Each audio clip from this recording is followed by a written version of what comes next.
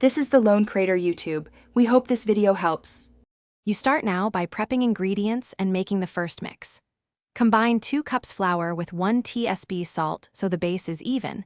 In a separate bowl, whisk 1 egg, 1 cup milk, and 1 tablespoon oil to hydrate the flour. Once done, pour the wet into the dry in 3 additions, folding gently to avoid overworking gluten. That keeps the texture tender. Make sure to stop when small lumps remain, because they will smooth during resting and give a better final crumb. Next, you develop texture and flavor through resting and careful additions.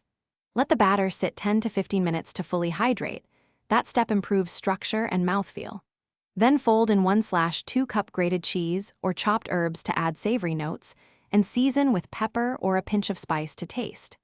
If batter feels too stiff, whisk in 2 to 4 tablespoons water a little at a time.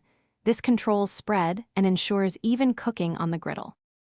For the final steps, heat a pan to medium and oil it lightly so the Rabbeat releases cleanly. Pour portioned batter, cook about 2 to 3 minutes per side until golden. Press very lightly to test set. Once plated, keep warm in a 350 degrees F oven for 5 minutes if centers need finishing. If your Rabbeat turns out dense, make sure next time you rest longer and fold gently rather than overmixing. That one change usually fixes the. Thanks for watching. Consider subscribing if we helped you.